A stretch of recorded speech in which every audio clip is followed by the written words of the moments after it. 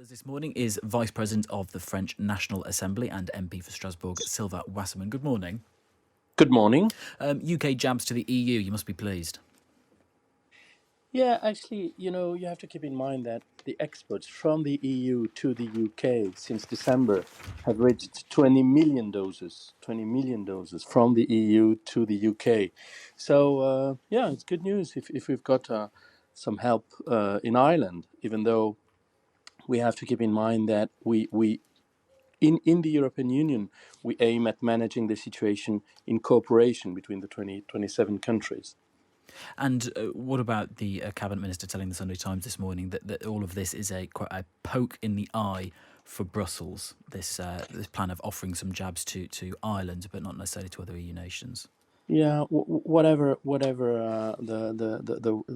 words act, the acts are very important, and we have to keep in mind that we've got a common enemy here, which is the coronavirus, and we'd better stop arguing or making sure we organize the right priorities. And the priority is definitely cooperation between the EU and the UK. It has been politically difficult because, of course, as I said, out of the 30 million doses of vaccine that the UK have used, 20 of them come from the EU.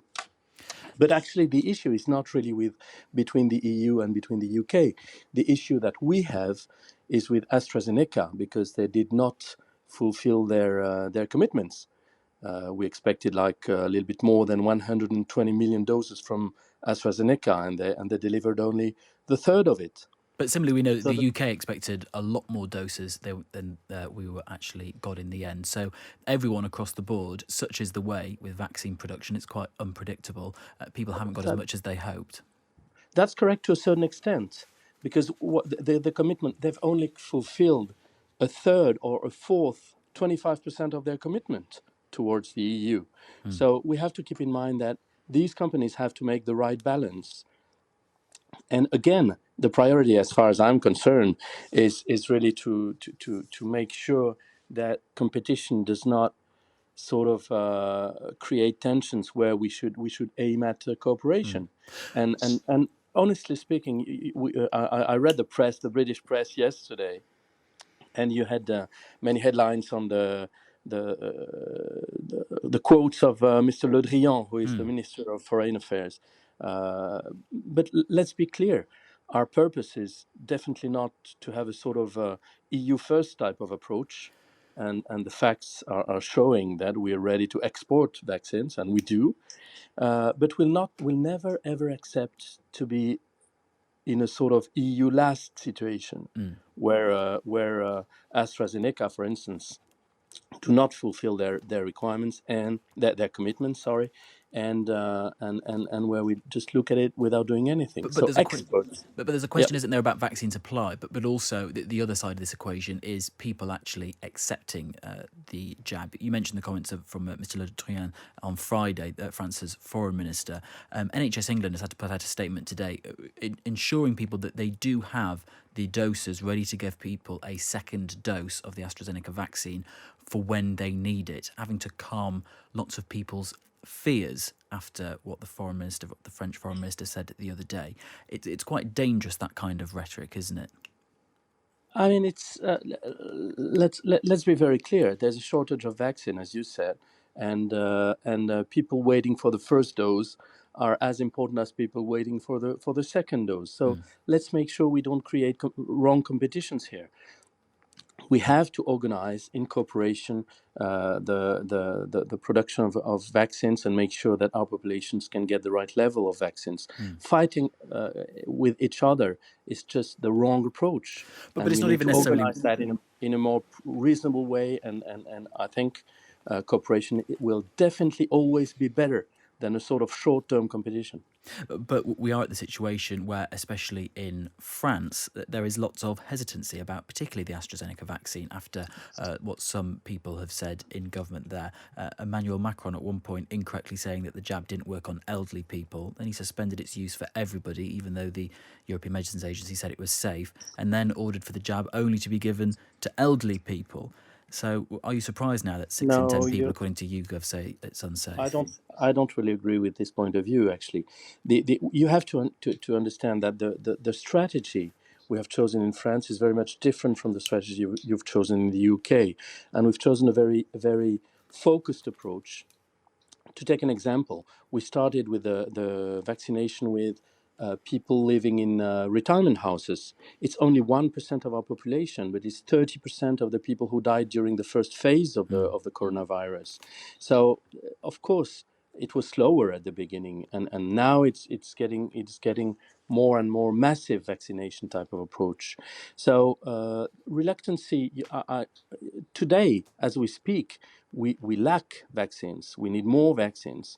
So the fact that AstraZeneca fulfill their commitments is our priority. And we cannot accept that they deliver only 25% of their contractual commitments while we would But I was talking keep about on whether people will exporting them. accept it or not. Obviously, we've dealt with They, they, supply, but in terms they, of whether they people will massively do. accept it.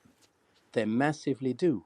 And as we speak, we're lacking vaccines. There are many people waiting for the first dose. So it's not, it's not like the situation is very different from what you might Yeah. consider saying we don't want these vaccines. Of course, we want them. I want to ask you about this third wave, which is now troubling lots of European countries. Emmanuel Macron the other day said, "I can tell you that I have no mea culpa to offer, no remorse, no acknowledgement of failure." The spread of COVID in France is rising incredibly fast. It's up 27% in terms of case numbers since last week. Is he right to say that he should have no acknowledgement of failure? Well, I really do support Emmanuel Macron in the way he managed the crisis. There are ups and downs. If we look at the people who died from the virus, the numbers are extremely high. It's very high in the UK. It's higher than in France. Now you have less. The third wave is tougher here than it is in the UK. But there are ups and downs. So we should all be very humble about the situation, because one day you're up, one day you're down, and that's the issue with this virus. So But the we saw race Angela now is for Merkel. vaccination. But we saw Angela Merkel the other day offer an apology when she had to U-turn on a policy. She said, "This is my fault and nobody else's. I'd like to apologise." And yet, on the other hand, you have Emmanuel Macron saying, "I have no remorse, no acknowledgement of failure," whilst a third wave is ripping through the country. Well, Emmanuel Macron never said that all what he did and the way he managed is when you look backwards, it's always easy to see what we should have done. And in France we've got many people explaining what we should have done. But when you need to make the decision, then you make it. And it's President Macron who makes the decisions on a day-to-day basis, on a week by week basis. And the point is, and Emmanuel Macron has always been very humble about the difficulty of making forecasts or of making decisions.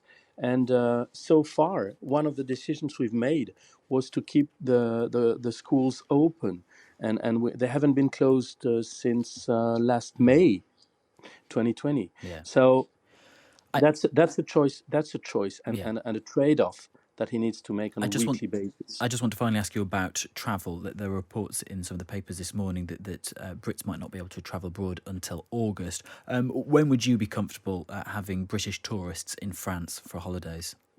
Well, we always like to have British tourists. That's really a day-to-day decision. Again, we've seen with Germany that they have decided to stop to close partially the borders with tests required when you come in Germany.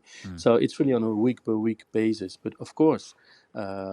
We're looking forward to have our British friends coming over, and of course we have to make the safest decisions. But so far, again, as I said, the situation is better in your country as we speak, and of course the idea is to fight against the coronavirus, Yeah. together and in cooperation, not in useless conflicts. Thank you very much for your time this morning. I really appreciate Thank it. you. That is Thank you very much. Sylvain Wasserman, Vice President of the French National Assembly. He's an MP for Strasbourg, of course, part of La République En Marche, Emmanuel Macron's party.